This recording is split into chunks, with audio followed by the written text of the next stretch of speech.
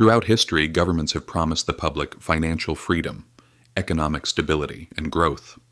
However, when we look at economic history, the truth is far more complicated. States have used similar financial methods for centuries to preserve their own power while shifting the economic burden onto the masses. Although these methods seem to have changed over time, their fundamental logic remains almost identical. In this video, we examine how these economic games have operated from past to present, how they have affected societies, and why they still appear today. 1. The oldest and most effective tool. Inflation as a hidden tax. One of the most frequently used methods by governments is inflation. Imposing an explicit tax is politically dangerous. People react. But devaluing money is a silent, invisible, and often unnoticed tax.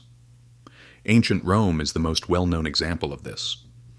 To cover growing military and political costs, emperors gradually reduced the silver content of the denarius.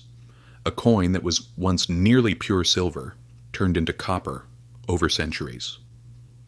On paper, nothing seemed to have changed, yet the purchasing power of the people quickly disappeared. This mechanism still continues today, only now it is described with technical terms such as central bank policy, quantitative easing, and controlled inflation. 2. The Middle Ages forced loan policy.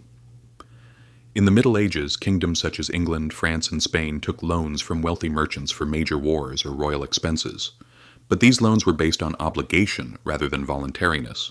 Refusal could lead to confiscation of property, heavy penalties, or even imprisonment.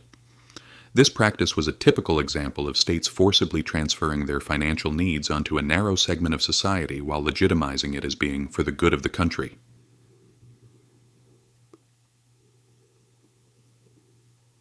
3. The birth of the modern borrowing system, public finance.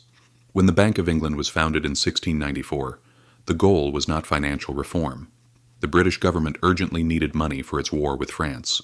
Wealthy investors lent money to the state, and the state guaranteed them interest in return. These interest payments were funded by taxes collected from the broadest layers of society. This model still exists today. Those who lend money to the government earn risk-free profits, and the ones who pay for it are mostly ordinary citizens. 4. The modern version. Government debts, deficits, and bailouts today. Governments run massive budget deficits and accumulate trillions in debt.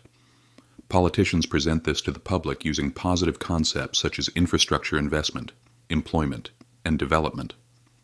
But a large portion of the debt goes to defense spending, corporate incentives, and major institutional support. Governments that cannot repay their debt resort to 3 classic options: increasing taxes, creating inflation, cutting social spending.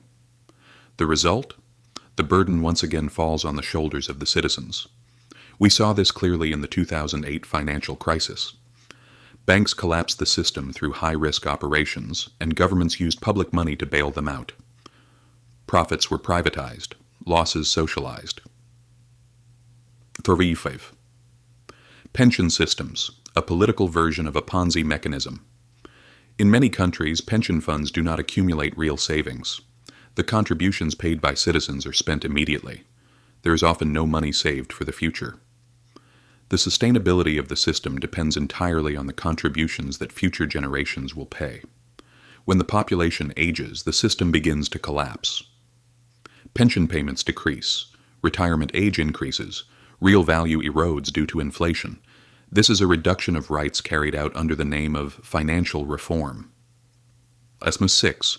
The biggest trick of the modern world. Creating complexity. Governments and major financial institutions make the economic structure so complex that the average citizen cannot follow the process. Thousands of pages of tax laws, complicated budget items, technical jargons of financial products, central bank reports. Complexity is the most effective mask for financial manipulation. In Rome, this mask was silver coins turned into copper. Today, the mask is complex graphs, reports, and technical terms. 7. Why does it matter? Because these mechanisms are still active today. Inflation erodes your savings. Government debt keeps rising. Bailout packages protect the biggest corporations. Pension systems are becoming unsustainable. The tax burden grows indirectly.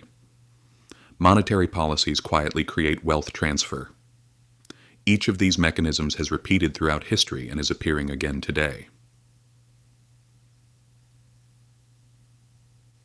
Conclusion. History doesn't repeat, but it sends warnings. The people of Rome became poorer as their currency collapsed. Medieval merchants lost wealth due to forced loans. Modern citizens are squeezed by inflation, taxes, and debt burdens. Different eras, same mechanism. The real issue is this. Most people do not understand how this system works. This ignorance is the most powerful weapon of governments and elites. Therefore, knowledge of economic history is financial freedom. If you enjoyed this perspective, don't forget to subscribe to better understand the financial lessons of history.